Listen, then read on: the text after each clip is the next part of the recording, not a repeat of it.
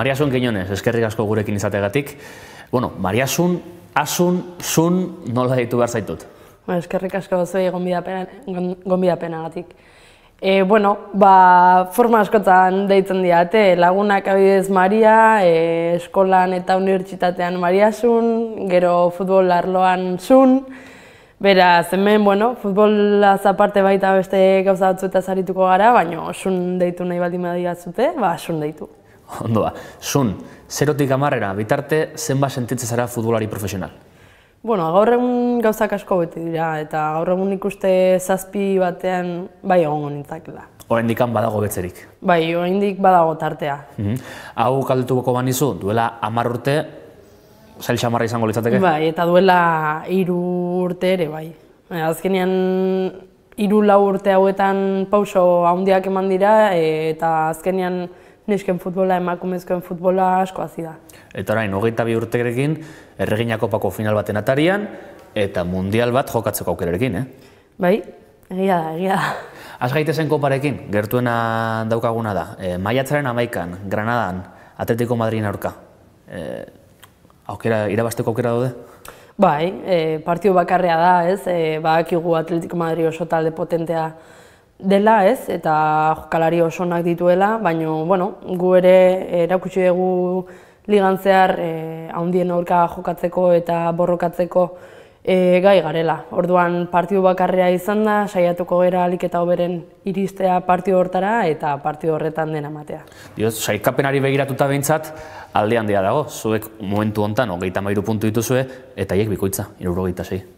Bai, aldea bada, azkenean horregatik dijoaz lehenengoak eta ez, 6garrenak, baina Hori bai, probatukiko duzue justo aste balenago, ligako azken partida haien kontra data.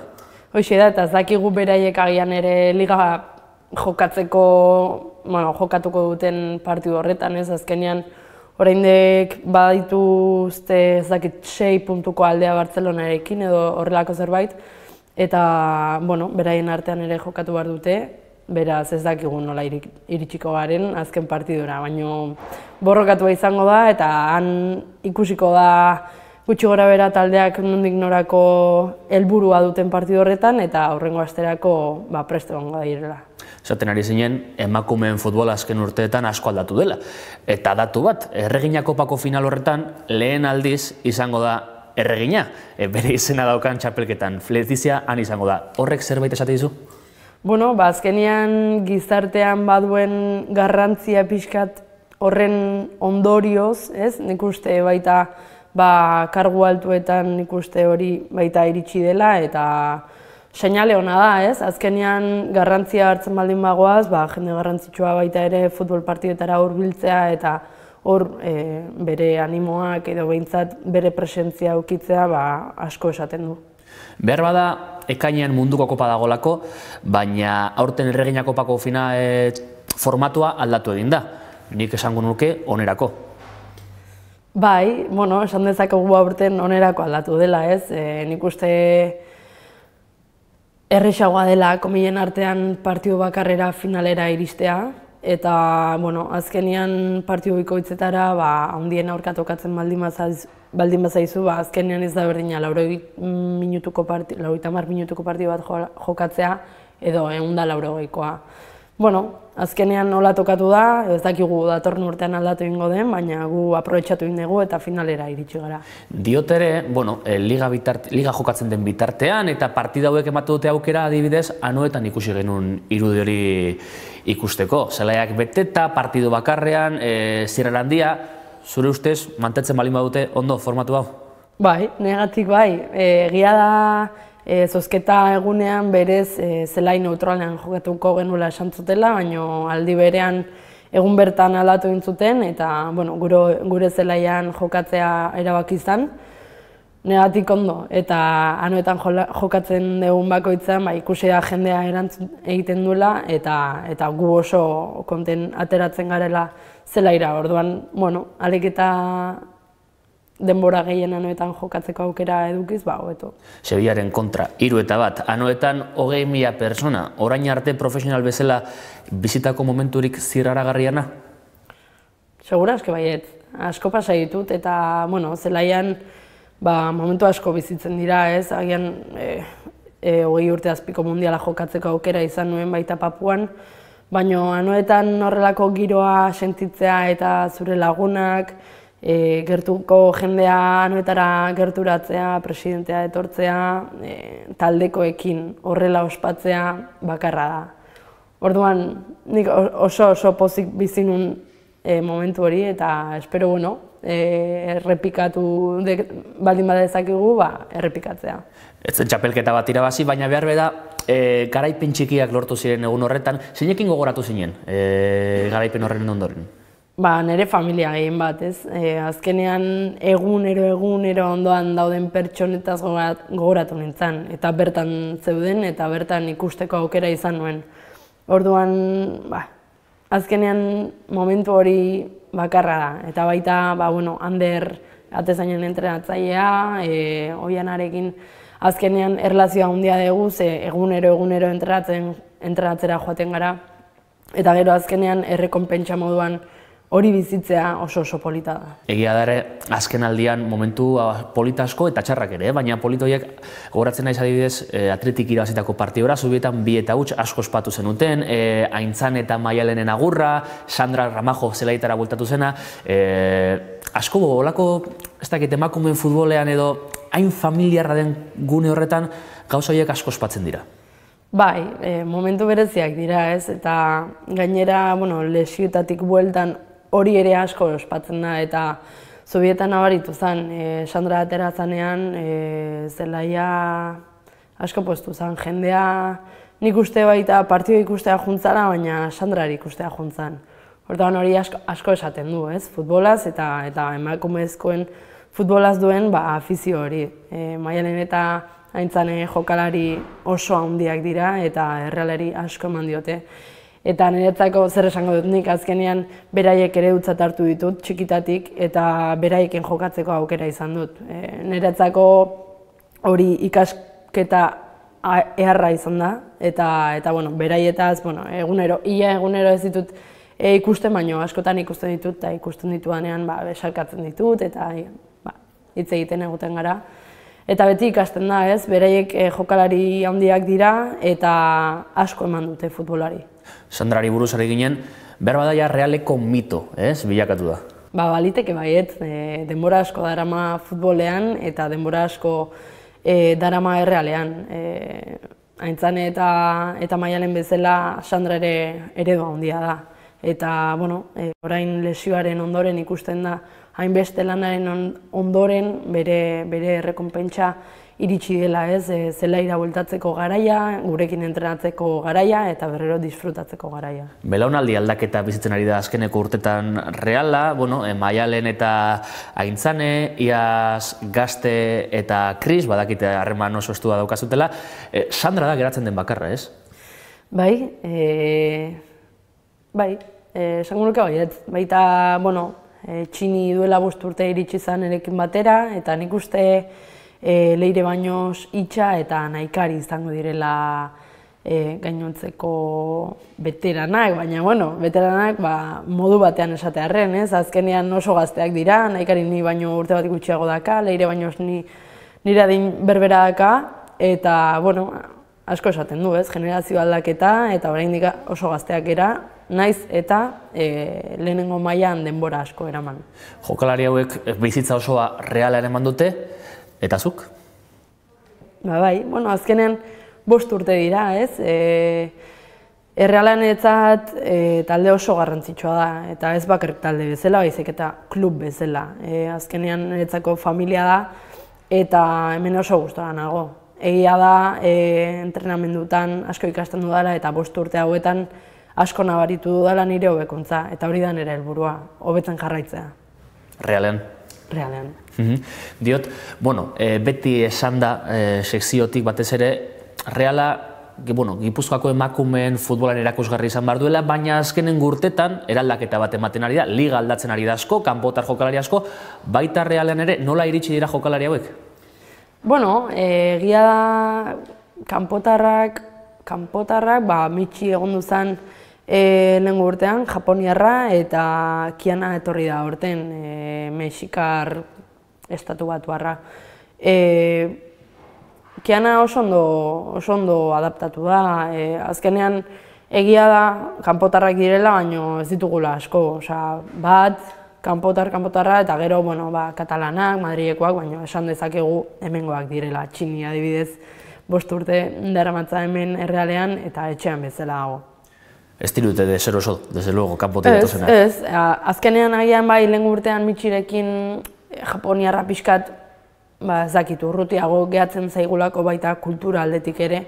Baina, nik uste azkenean erlazioa egin genuela, bera eroso sentitu zala hemen egon zen hilabetetan, eta ikusi da orain Gipuzkoan gehatu dela, orduan gauzak ez ditugu hain geizkin. Eibarre jokatzen ari da Mitxigota. Nola egiten duzu, badakit taldea iristen direnek ritual bat bezalako dela, ez? Behin iritsita. Bai, eta hori horrela da, ez? Azkenean ikuste garrantzitsua dela distantziak markatzea edo etortzen direnean pixkat lotxa hori pasaraztea, ez? Denak pasa dugu eta, azkenean bestea, lantzatzea, beti ondo etortzen da parre batzuk botatzeko. Liga asko aldatzen ari da eta iaztik emakume denak, epaile guztiak emakumeak dira. Horrek zerbait aldatu duzuengan? Azkenean guri axola zaiguna da arbitroak, bai neskak edo bai mutiak, ondo arbitratzea. Eta azkenean maila badakigu agian zentzu batean ez dela areagotu, agian zentzu batzuetan akatsak egiten dituzte, baina denak bezala. Nik uste konfiantza eman behar zaiela eta azkenean jokalariei bezala. Niri unaiek bere garaian konfiantza eman ezean, ezin izango nuke gaur hemen egon. Esperientzia aldetik batez ere, ez? Bai, azkenean guk badakigu beraiek legeak errespetatu behar dituztela eta oso azkarra dela futbola. Segundu bat baino gutxiagoan pila bat erabaki hartu behar dituzte epaiak. Eta hori oso zaila da. Baita erritmo aldetik nesken futbola desberdina da eta jokaldiak batzuetan desberdinak dira. Orduan, ohitura hartzea da. Nik uste esperientziarekin eta ohitura hartzen dihoazen enean, ondo arbitratzen duten ere ustez, baina baita hori konfiantza behar dutela denak bezala. Segituko dut, liga asko aldatzen ari da, eta badirudidenean guztiak norabide berean arraunean ari direla, halako batean liskarra berriz ere federazioa eta ligaren artean. Alde batetik Atletik eta Barcelona beste txapelketa bat sortzeko eta bestetik beste 14 klubak. Zuk ulertzen duzu ze pasatzen ari den? Nik ez ulertzen. Bai egia da azkenean goi-karguak edo instituzio desberdinak interes desberdinak dituztela eta azkenean orain emakumezkoen futbola gaur egun merkatua da, eta inbertsioa da, eta hortan ikusten dute inbertsio hori, azkenean enpresariak dira eta hoberena nahi dute beraientzat. Orduan, liskarra alde batetik federazioa, beste aldetik La Liga edo bestelako instituzioak, ez dakigu ze pasako den, nahi duguna futbolean aritzea da. Orduan, nik uste pixkat distantziak mantendu behar ditugula, baina jakinda gure eskubideak eta gure nahia bertan dagoela jarrita. Orduan, alde batetik albiste ona da, hor zerbait mugitzen ari delako, baina bestetik azkenean futbolariak eta kluba direlako kaltetuak, ez da? Bai, horixe da, eta azkenean guk futbolean jokatu nahi dugu, baina ez dugu nahi beraiek gurekin jokatzea. Eta, azkenean ikusiko da ze gertatuko den, espero dut dena berdin jarraitzea eta aurrera pausoak ematen jarraitzea, eta, beraien pikak alde batera uztea. Jarrai ezagun beste hildo batetik, zuk zer moduz ikusten duzu emakumeen taldeek zelai handietan jokatzeko azken joera hau? Azken joera, urte asko dara matza, baina azken hilabeteetan asko ikusten ari gara. Bai, oso ondo, niri tokatu zait anoetan jokatzea eta oso ondo pasa nuen, asko disfrutatu nuen. Eta azkenean ikuste txikitatik amesten duguna egi bihurtzen laguntzen digula, azkenean zelaia handiak irekitzea eta gehien bat emakumezkoen futbola pixkat ikusgarri izateko aurrera pauso handia dela. Ez bakarrik futbolerako baizik eta beste kirol txiki etan ematen den giro hortarako, ez? Azkenean ikusgarri egite horrek telebistan agertzeak, irratietan egunero zeo zer esateak, azkenean jendeari baita animatu egiten dio, ez? Eta nik uste zeo be, gizartean emakumeak geroz eta pisu handiago hartzea. Hau futbolan ikusten ari gara azken aldian, batez ere Euskal Herrian, baina Takuensek eta Granadilla garai batean jokatu zuten elkarrekin. Duela egun gutxi, Wishing Centerren Madrilen estudiantesen emakumezkoen taldeak 13.000 persona batu zituen, bera-berak ere Bidasoa den zelaian Artalekon jokatu zuen. Noiz utziko dio honek albiste izateari? Nik uste oraindik denbora falta dela, baino albiste honak diren bitartean gu pozik egongo gara, ez? Egia da, gaur egun zaila dela oraindik hainbeste jende gerturatzea aste zelai handietara emakumezkoen kirola ikustera, baina egia da, ohitura bihurtzen ari dela astero, bai Iruñan, Donostin eta bestelako hirietan zelai handiak irekitzea. Orduan hori ohitura ona da eta espero dugu horrelako ekintzak eta ekitaldiak geroz eta gehiago ematea. Aukeratzeko emango dizut, zer nahiago duzu, anoetan urtean 2 edo 3 20.000 pertsonarekin jokatzea eta gainotzeko partia guztiak Zubietan 200-300 pertsona bitarterekin, ala astebururo Zubietan 2.000-3.000 pertsona batzea? Zubieta gertuago egongo balitz, nik uste 2.000-3.000 pertsona horiek astero joango zirela partiduak ikustera. Nik geratuko nintzake Zubietan astero 3.000-2.000 pertsona horiek eta urtean 2-3 anoeta irekitzea. Entrenatzaileekin, Gonzalo Arkona da, duela urte eta piko urte terdi inguru iritsi zen Realera, garai hartan zalaparta moduko bat sortu zen, inork ez zuen espero, kazetarien artean ere, ez genekin ondo zen pasatuko zen, egia esan nik berarekin hitz egin dut eta emaitzak hor daude, zer moduz hartu zuen berri horri aldagelak eta urte eta piko pasata zer moduz dago harreman hori? Egoera nahiko larrian gaunden, ez? Baina entrenatzaile berriak hori dakar, pixkat motivazioa, beste ikuspuntu batetik futbola ikustea, nire ustez Gonzalorekin asko ikasten ari gara eta taktikoki oso entrenatzaile osoa da, asko erakusten digu, ez, azkenean, eta egunero Zubietara jutea eta asko ikastea niri hori poztu egiten nago, ez, azkenean ni jokatzea nijoa, baina baita ere ikastera, ikusi da denbora hilabete hauetan bere lana oso ona izan dela.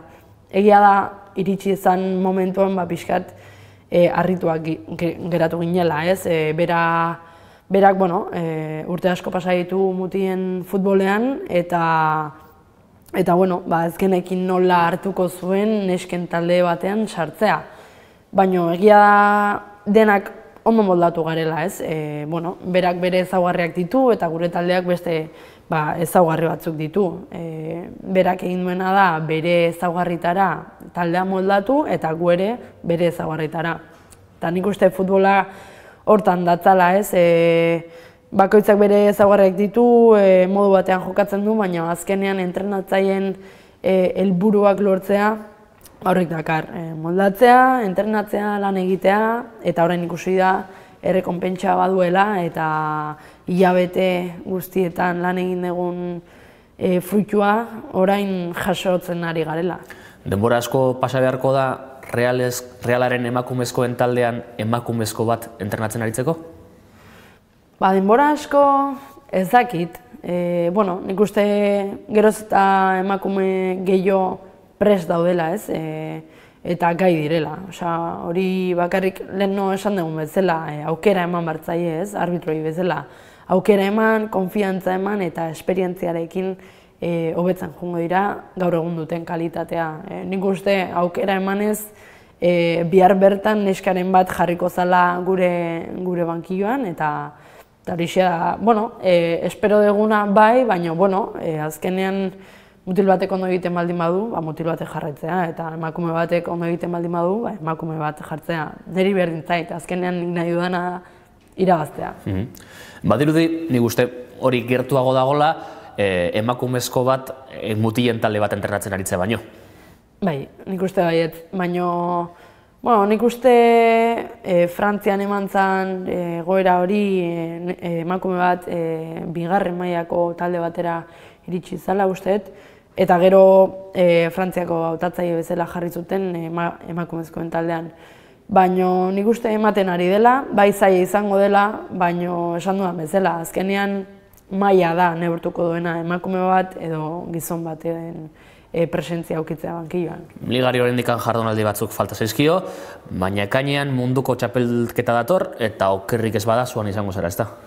Lanean ari gara eta orain arte konbokatoria guztietan sartu naiz. Ni oso gustora nago eta nik uste entrenatzailea ere hautatzailean erekin oso gustora dagoela. Oraindik gaztea naiz, Sandra eta Lola ni baino helduagoak dira eta esperientzia handiagoa dute.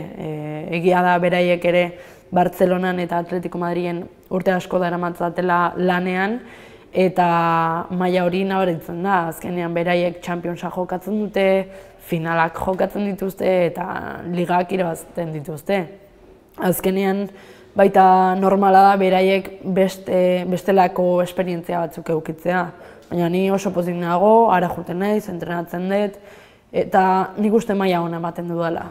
Zuk mundial bat jokatu duzu, 20 urte zazpikoan, baina, gorengo mailaren azkeneko munduko txapelketa baten azkeneko irudia da, 2015ean Kanadan bizi izan zena. Eta datu bat, urte horretan eta garai berean Amerika Kopa jokatu zen ere, gizonezkoetan, eta emakumeen futbola ikustera, jende gehiago zijoan Amerika Kopa ikustera. Baina, zer duzu buruan? Frantzia jokatuko da, estadio handia daude, baita ere Parque de los Príncipes delako hori, zer duzu buruan? Ze irudi duzu?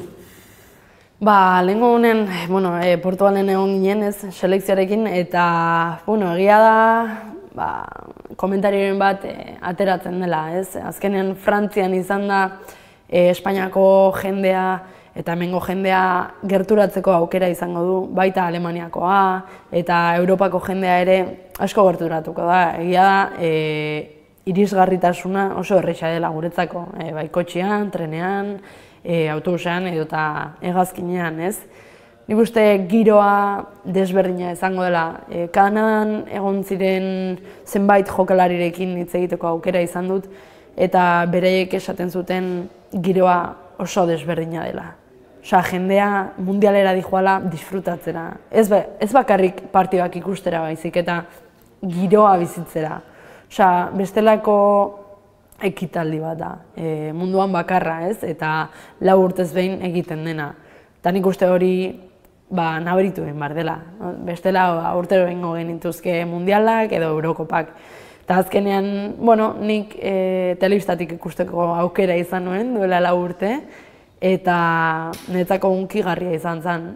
Espainia lehenengo aldiz mundialera iristea eta telebistatik ikusteko aukera izatea handia izan zen. Eta orain, han baldin banago ziurrenik askoz hunkigarriagoa izango dela eta oso poziko naizela. Ondo bidean 3 gipuzkoar, Realeko 2, eta bestea pasata. Bai, nik uste Realean gauzak oso ondo egiten ari ditugula, ez? Eta, horren irudi da, Naikarik eta biok orain arte selekzioan egotea.